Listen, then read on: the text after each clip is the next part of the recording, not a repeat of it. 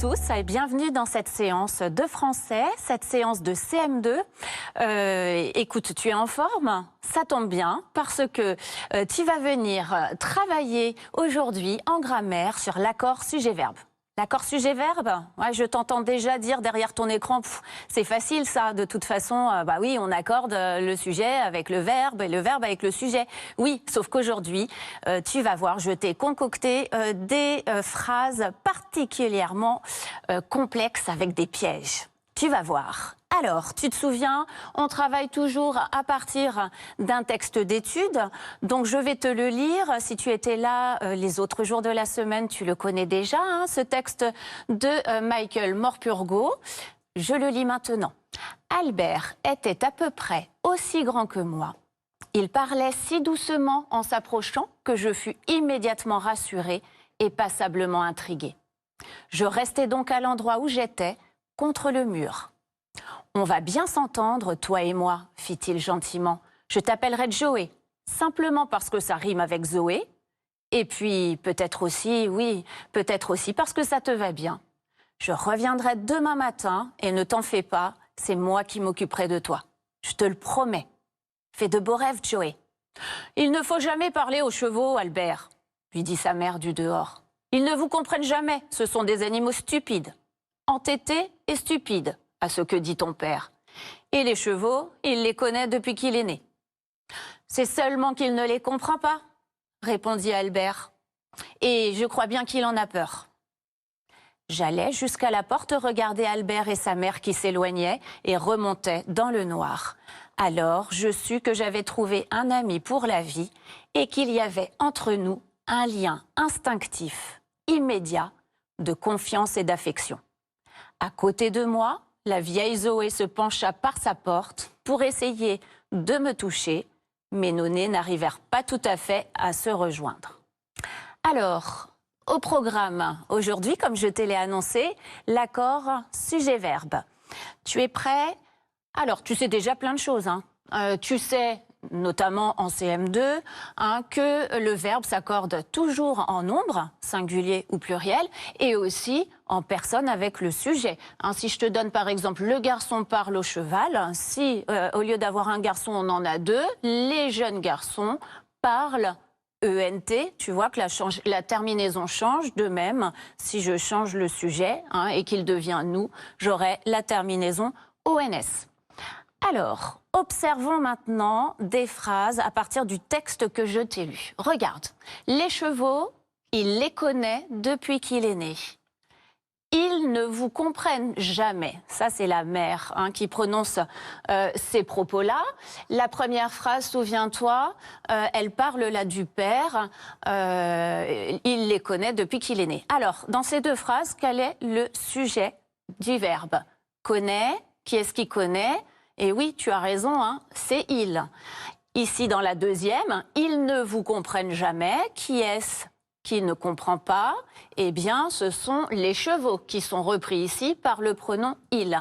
On a bien l'accord ici entre le verbe et le sujet. Qu'est-ce qui pouvait te poser problème ici? Qu'est-ce qui pouvait être un peu piège? Eh bien, c'est la présence de ces pronoms qui sont des pronoms compléments, tu vois, ici au pluriel, et qui pourraient te donner l'envie d'écrire ton verbe au pluriel, d'accorder avec ce pronom, alors que, bien évidemment, il faut revenir hein, au sujet.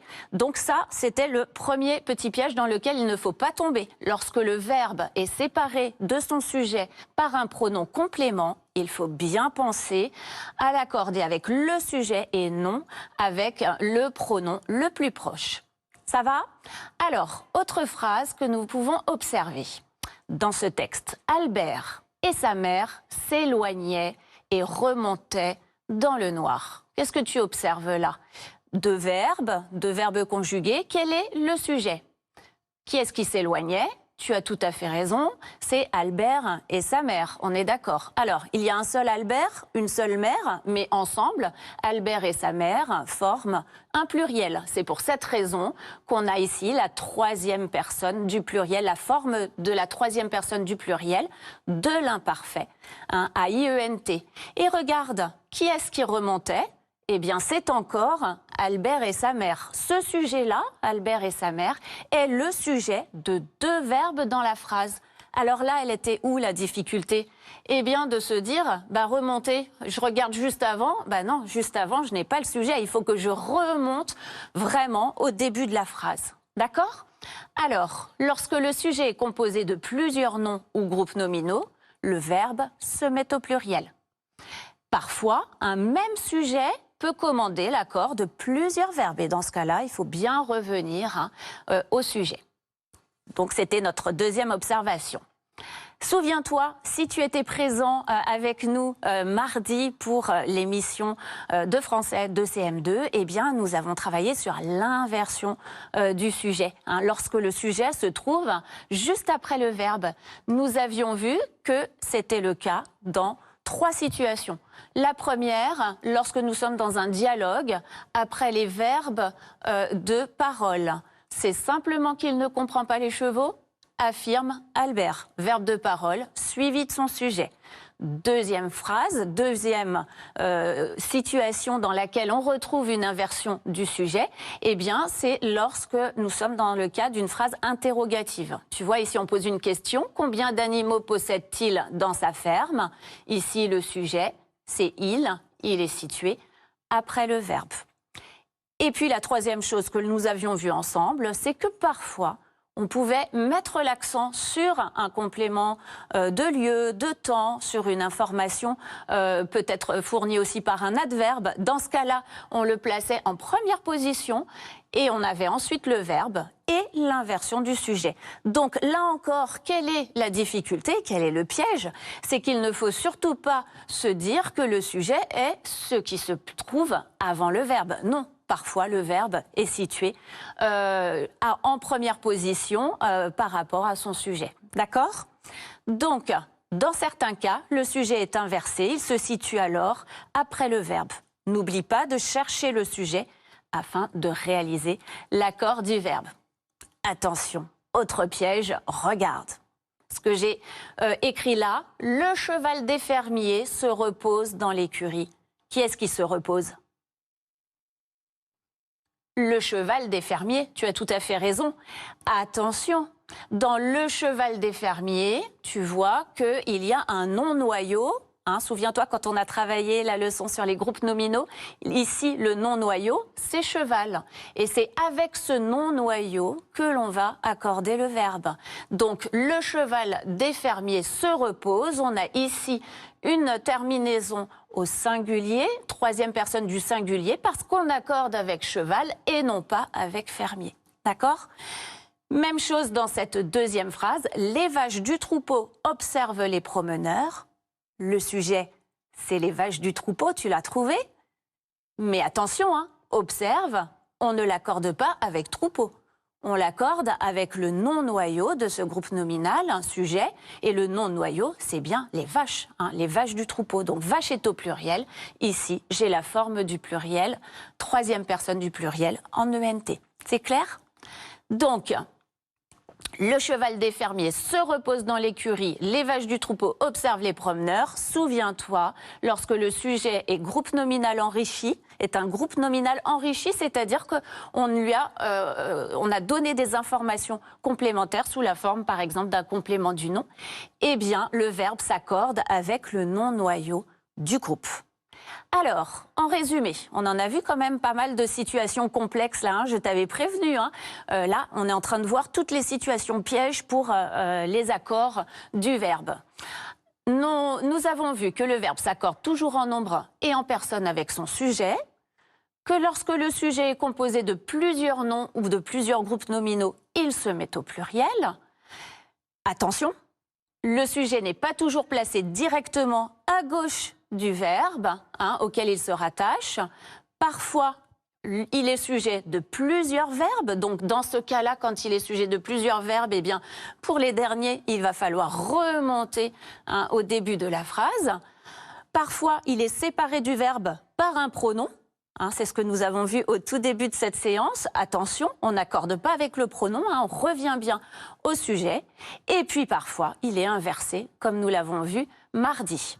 Donc, dans tous les cas, recherche toujours le sujet afin d'accorder le verbe. Ça va? C'est clair? Bien. Alors maintenant, on va s'entraîner, bien sûr. Regarde. Retrouve la bonne forme verbale. J'ai choisi donc la phrase suivante. Dans la forêt chantent les oiseaux. Alors, comment faut-il accorder le verbe ici? Recherche le sujet. Est-ce que c'est la réponse A, la réponse B ou la réponse C? Je te laisse un petit temps de réflexion. Alors, qu'en penses-tu? Tu as trouvé la réponse B? Bravo, félicitations. En effet, tu as raison. Qui est-ce qui chante? Eh bien, ce sont les oiseaux. Les oiseaux, on peut le remplacer par le pronom personnel « il » au pluriel. Donc, il nous faut ici la terminaison de la troisième personne du pluriel, en ENT. Ici, tu le vois, elle n'est pas présente, c'est une forme au singulier. Et puis ici, attention, le S n'est pas la marque du pluriel des verbes. C'est la marque du pluriel pour les noms, les adjectifs. Ça va? Tu suis toujours? Alors, une deuxième. Le vent secoue les arbres, soulève les toitures. Quelle est la bonne orthographe, la bonne forme verbale? Est-ce qu'il s'agit de la réponse A, la réponse B ou la réponse C? À toi de jouer. Observe bien le verbe et demande-toi quel est le sujet. Tu as trouvé? Et oui, bravo, il s'agissait de la réponse C. Regarde ici. Le vent secoue les arbres. Qui est-ce qui secoue ici? C'est bien le vent. Soulève les toitures. Qui est-ce qui soulève? Eh bien, c'est encore le vent. Tu vois, le vent ici est un seul et même sujet pour deux verbes conjugués. Secoue et soulève. Donc, il faut bien remonter au début de la phrase pour faire l'accord et non simplement regarder ce qui est juste avant, ce qui t'induirait en erreur, la soulève. On a besoin d'une terminaison de la troisième personne du singulier pour l'accorder avec le vent. Donc, ces réponses-là sont fausses puisque tu vois ici une forme du pluriel. D'accord? Bien. Alors, je te propose maintenant un exercice où il va falloir vraiment te concentrer. Tu vois, je t'emmène au pays des tortues, on délaisse un peu les chevaux et nous allons en apprendre davantage sur la ponte des tortues.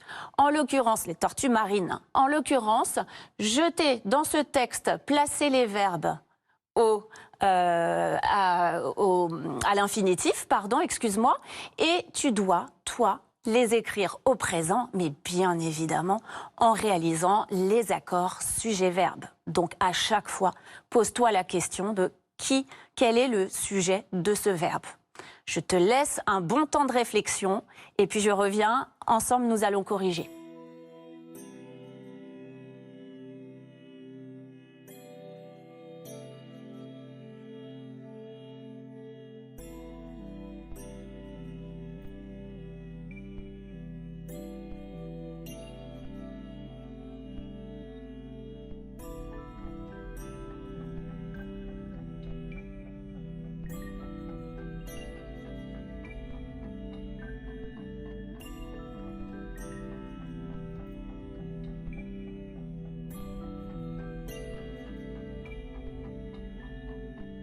Tu as terminé? Alors, maintenant, je suis sûre que tu es incollable sur la manière dont pondent les tortues marines. En l'occurrence, là, ce qui va nous intéresser, c'est les terminaisons que tu as pu mettre à ces verbes. Les tortues marines, 1 ou 2 mois avant la ponte, s'accouplaient en mer. Alors, qui est-ce qui s'accouple? Eh bien, là, le sujet de ce verbe, c'est bien les tortues marines. Tu vois, il faut remonter tout au début de la phrase, même si un complément, ici, s'est glissé entre le sujet et le verbe. Attention, on ne se trompe pas et on ne vient pas juste accorder avec la ponte. Ça n'est pas la ponte le sujet. Donc, s'accoupler, les tortues marines s'accouplent. J'ai besoin ici de la marque de la troisième personne du pluriel, ENT. Puis, lorsque la marée est basse, ce reptile creuser des trous sur la plage, déposer ses œufs, les recouvrir et retourner à la mer. Alors, on y va. Puis, lorsque la marée est basse, qu'est-ce qui est sujet là du verbe? C'est la marée. Il n'y a pas de difficulté. Ce reptile Creuser des trous. Ce reptile creuse des trous. Qui est-ce qui creuse? C'est ce reptile. Hein. On utilise ce reptile, hein, le groupe nominal, pour éviter de répéter la tortue. Donc ce reptile, c'est du singulier, creuse des trous, donc marque de la troisième personne du singulier, des verbes du premier groupe. Hein, le « e », ce reptile, on peut le remplacer par le pronom personnel « il ». Mais ce reptile ne se contente pas de creuser des trous, il dépose ses œufs, donc dépose avec la marque de la troisième personne du singulier, « e ». Il les recouvre, hein, même chose, troisième personne du singulier, le « e », c'est toujours le reptile qui recouvre. Attention, on ne se laisse pas piéger par la présence de ce pronom complément juste devant au pluriel. Et il retourne à la mer. Retourne, c'est toujours le reptile, hein, le sujet, il faut aller le chercher jusque-là pour bien réaliser l'accord. Ça va, tu as compris ? Enfin, dernière phrase, à l'intérieur de la coquille se développent les petits. Qui est-ce qui se développe? Et oui, tu l'as compris, ce sont les petits, c'est du pluriel. Donc j'ai besoin ici de la marque de la troisième personne du pluriel ENT et j'ai un splendide sujet inversé. D'accord? Très bien. Alors, je te propose maintenant un quiz, rapidement pour revoir ce que nous avons vu ensemble. Tu es prêt? Le verbe s'accorde en nombre et en personne avec le sujet. Est-ce que c'est vrai? C'est faux? Oh bah là, je suis sûre que tu as trouvé. Hein. Oui, en effet, c'est vrai. Lorsque deux noms au singulier sont sujets, le verbe se met au singulier. Vrai ou faux? Ben oui, c'est faux. Tu te souviens quand on avait dit Albert et sa mère retournent dans leur maison. Albert, il n'y en a qu'un, sa mère aussi, mais ensemble, hein, ça forme bien un pluriel. Lorsque le sujet est un groupe nominal enrichi qui comporte des compléments du nom noyau, le verbe s'accorde avec le nom noyau. C'est vrai ou c'est faux? Et oui, très juste, c'est vrai. Tu te souviens, hein, le cas des vaches du troupeau? Et oui, qui observe. Ce sont bien les vaches. Hein. Il faut accorder et mettre au pluriel. Donc attention à ce point-là. Et enfin, le dernier, un sujet peut commander l'accord de plusieurs verbes. Eh bien oui, c'est vrai, on vient de le voir avec nos tortues. D'accord? Alors maintenant, je te propose, comme tu en as l'habitude, hein, à chaque fois tu sais qu'il y a ce temps de production d'écrit où tu peux réutiliser toutes les notions que nous avons travaillées dans un texte. Alors, j'ai bien conscience hein, que pour écrire un texte, il te faut souvent un peu plus de temps que ce qu'on te laisse là. Je te propose justement de revenir à cette séance en replay si tu manques de temps pour prendre tout le temps dont tu as besoin, hein, tout le temps nécessaire pour terminer ton travail si ça n'est pas le cas à la fin. Donc, regarde, voici le début d'une histoire.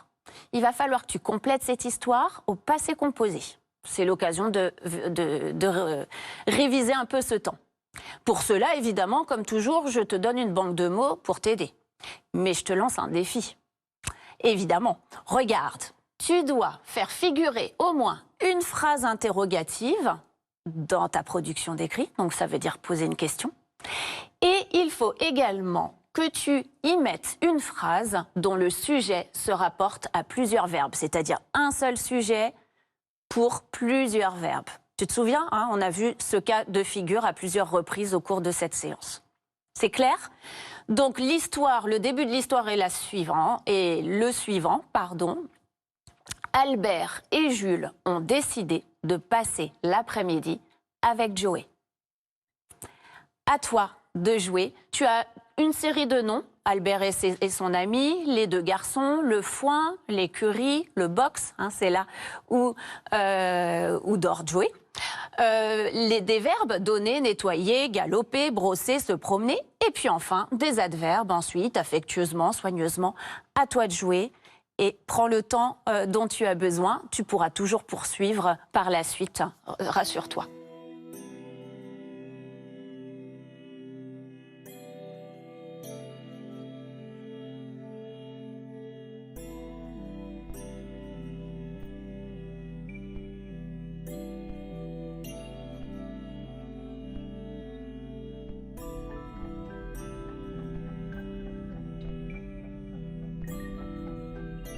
Alors, je reviens te voir. Si tu n'as pas terminé, tu termineras cet après-midi. Moi, je te fais une proposition que tu pourras aussi retrouver en replay sur le site de Lumni ou de France 4. Tu prends ton temps surtout parce que c'est important, évidemment, de réutiliser tout ce que tu as appris au cours de cette séance et des précédentes pour faire cet écrit. Voici ma proposition.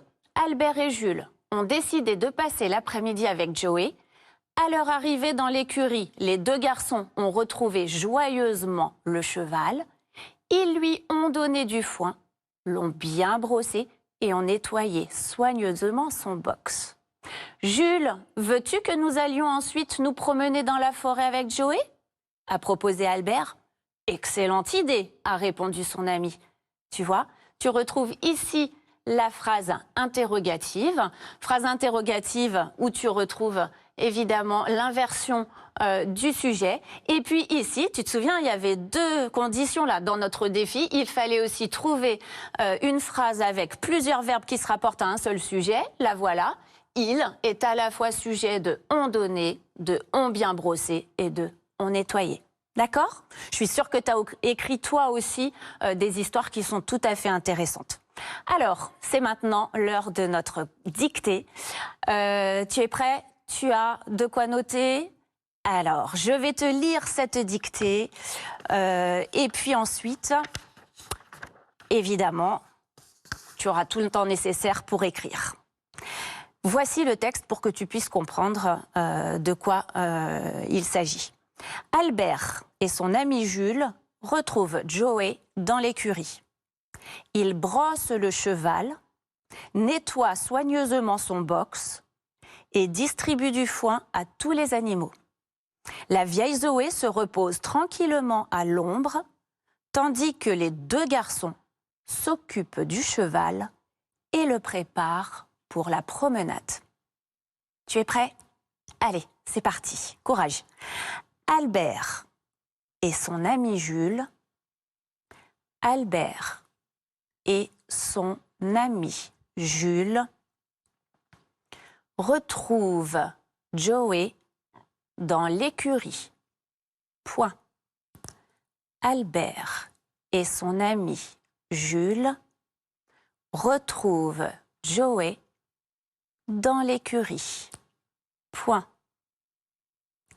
Il brosse le cheval. Albert et son ami Jules retrouvent Joey dans l'écurie. Point. Il brosse le cheval, virgule. Nettoie soigneusement son box. Il brosse le cheval, virgule. Nettoie soigneusement son box. Nettoie soigneusement son box et distribue du foin à tous les animaux. Point. Et distribue du foin à tous les animaux. Point. Il brosse le cheval, virgule.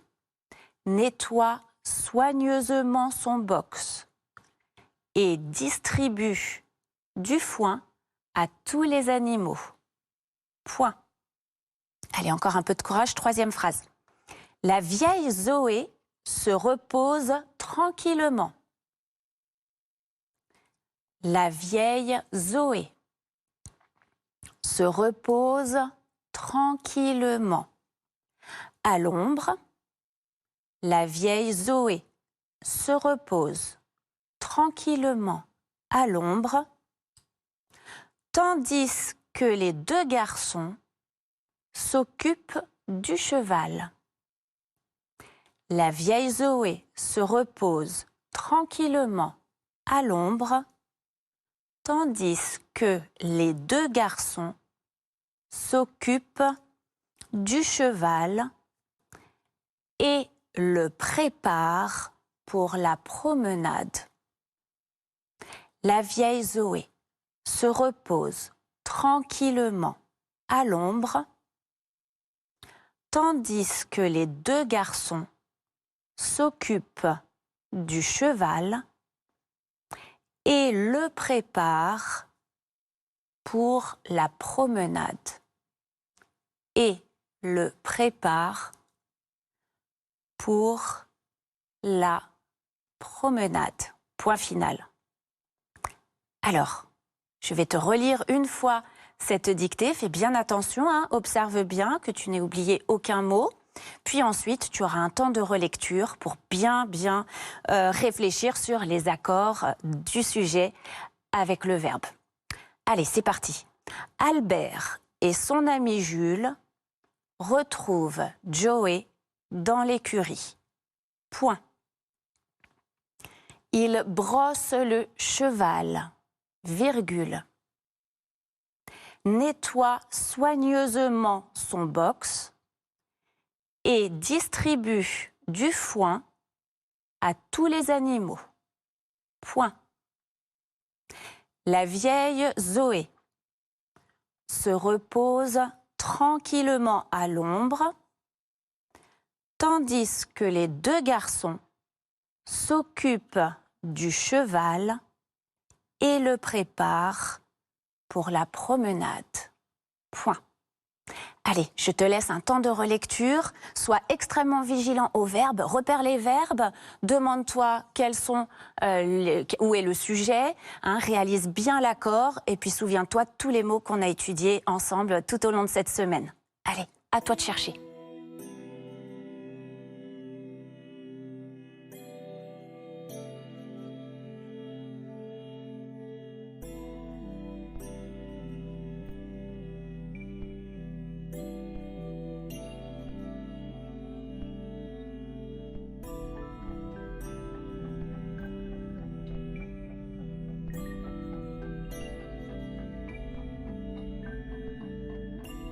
Alors, tu as fini de te relire?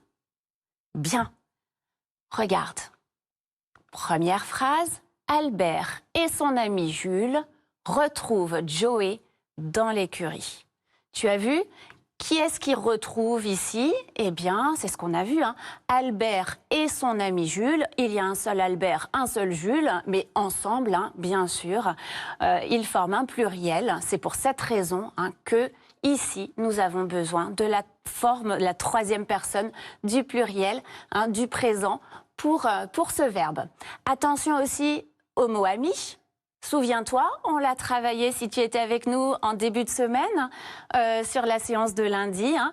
Ami s'écrit avec un i au masculin. N'oublie pas le e lorsqu'il s'agit du féminin. Hein. Ici, en l'occurrence, Jules est un garçon. Donc, ami s'écrit avec un i. Ça va? Alors, deuxième phrase. Regarde. Il brosse le cheval, nettoie soigneusement son box et distribue du foin à tous les animaux. Je te laisse comparer la correction avec ce que tu as écrit, mais je voudrais attirer ton attention, là encore, sur les terminaisons des verbes. Regarde, brosse, nettoie, distribue. Qui est-ce qui brosse, qui nettoie, qui distribue? Eh oui, tu as tout à fait raison, c'est Albert et son ami Jules qui sont repris ici pour éviter la répétition par le pronom personnel « il » au pluriel. Donc j'ai besoin ici de faire l'accord avec les verbes que j'ai cités, trois verbes qui vont donc s'écrire avec ENT, la forme de la troisième personne du pluriel. Ça va ? Allez, troisième et dernière phrase. La vieille Zoé se repose tranquillement à l'ombre, tandis que les deux garçons s'occupent du cheval et le préparent pour la promenade. Alors, là encore, regarde bien. Est-ce que tu as bien écrit repose avec un E? Qui est-ce qui repose? Et oui, tu as tout à fait raison. Qui est-ce qui se repose? Pardon, c'est le verbe se reposer. Tu as tout à fait raison, c'est la vieille Zoé. C'est du singulier ici. On peut la remplacer par le L au singulier, troisième personne. Donc j'ai bien la forme de la troisième personne du singulier ici. Elle se repose tranquillement à l'ombre. Attention, on n'oublie pas le M ici, parce que regarde, il est suivi d'une lettre dangereuse, hein, MBP, tu te souviens? Tandis que les deux garçons s'occupent du cheval. Qui est-ce qui s'occupe? Eh bien oui, ce sont les deux garçons. Donc là, j'ai la forme du pluriel du verbe, hein, troisième personne du pluriel ENT. Les deux garçons, je n'oublie pas de faire l'accord hein, au niveau du nom avec ce S. Et puis, qui est-ce qui prépare le cheval? Eh bien, c'est toujours les deux garçons. Donc, j'ai la forme de la troisième personne du pluriel ici. Tu y avais pensé? Eh bien, bravo, félicitations. Bravo pour ton travail aujourd'hui. Tu as très bien travaillé. Je te souhaite une excellente journée. Tu sais que tu peux retourner en replay sur les séances. Et moi, je te dis à très bientôt pour une nouvelle séance de français. À bientôt, au revoir.